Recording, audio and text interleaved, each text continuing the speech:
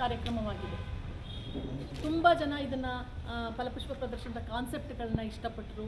ಮತ್ತು ಜನಾಭಿಪ್ರಾಯವನ್ನು ನಾವು ಕೇಳಿದಾಗ ಭಾಳ ಚೆನ್ನಾಗಿ ಮೂಡಿ ಬಂದಿದೆ ಅಂತ ಹೇಳಿದರು. ಜಾತ್ರೆಗೆ ಬಂದಿರುವವರು ಹಾಸನದ ಜನತೆ, ಜಿಲ್ಲೆಯ ಜನತೆ ಭಾಗವಹಿಸಿದರು.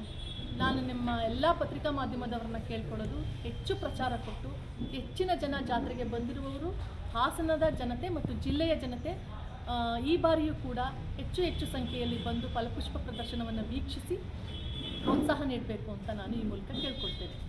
ಈ ವರ್ಷ ನಾವು ನಮ್ಮಲ್ಲಿನೇ ಕೂಡ 8,000 ಸಂಖ್ಯೆಯ ಗಿಡಗಳನ್ನು ಮತ್ತು ಪಾಟ್ಗಳಲ್ಲಿ ಬೆಳೆದಿದ್ದೀವಿ. ವಿವಿಧ ಅಳತೆಯ ಪಾಟ್ಗಳಲ್ಲಿ ಬೆಳೆಸಲಾಗಿದೆ ಮತ್ತು ವಿವಿಧ ಉದ್ಯಾನವನದ ಪಾತಿಗಳಲ್ಲಿ ಬೆಳೆಸಲಾಗಿದೆ. ಮರಗಳ ಸುತ್ತ ನಾವು ಬೆಳೆಸ್ಕೊಂಡಿದ್ದೀವಿ. ಯಾಕೆಂದರೆ ಹೊರಗಡೆಯಿಂದ ತಂದರೆ ಸ್ವಲ್ಪ ಕಾಸ್ಟ್ ಜಾಸ್ತಿ ಆಗುತ್ತೆ ಅಂತ ನಾವೇ ಇದನ್ನು ಅರೇಂಜ್ ಮಾಡ್ಕೊಂಡಿದ್ದೀವಿ.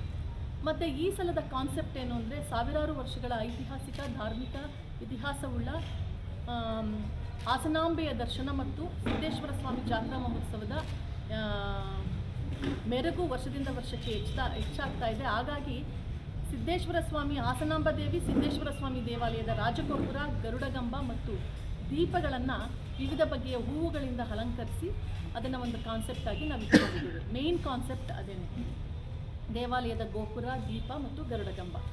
ಅದೇ ರೀತಿ ದಿನನಿತ್ಯ ಬಳಸುವ ನಮ್ಮ ಪ್ಲಾಸ್ಟಿಕ್ಗಳು ಇರ್ಬೋದು, ಡ್ರಮ್ಗಳಿರ್ಬೋದು, ಟೈರ್ಗಳಿರ್ಬೋದು, ಮರದ ತುಂಡುಗಳಿರ್ಬೋದು, ಹಳೆ ವಾಹನಗಳು ಇತ್ಯಾದಿ ಅನುಪಯುಕ್ತ ವಸ್ತುಗಳನ್ನು ಎಸೆಯುವುದರಿಂದ ಪರಿಸರಕ್ಕೆ ಹಾನಿ ಉಂಟಾಗ್ತದೆ.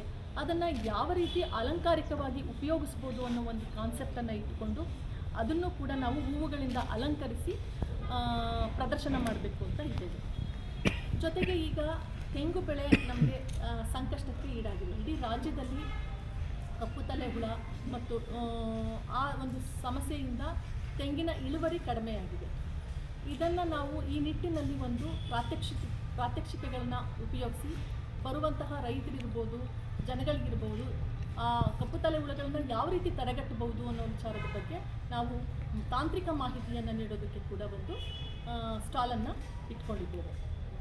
ಆಮೇಲೆ ಈ ಸಲದ ನಮ್ಮದು ಕಾನ್ಸೆಪ್ಟ್ ಏನು ಅಂದರೆ, ಪರಿಸರ ಸಂರಕ್ಷಣೆ ನಮ್ಮೆಲ್ಲರ ಹೊಣೆ ಎಂಬ ಘೋಷವಾಕ್ಯದೊಂದಿಗೆ ನೈಸರ್ಗಿಕ ಸಂಪನ್ಮೂಲಗಳಾದ ಭೂಮಾತೆ ಇರ್ಬೋದು, ಸೂರ್ಯ ಇರ್ಬೋದು, ಹೇಮಾವತಿ ಸ್ಟ್ಯಾಚ್ಯೂ, ನೀರಿನ ಜರಿಗಳು, ವಿವಿಧ ಬಗೆಯ ಒಂದು ಬಣ್ಣದ ವಸ್ತುಗಳಿಂದ ಸಿಂಗರಿಸಿ ಪ್ರದರ್ಶಿಸಲಾಗ್ತದೆ.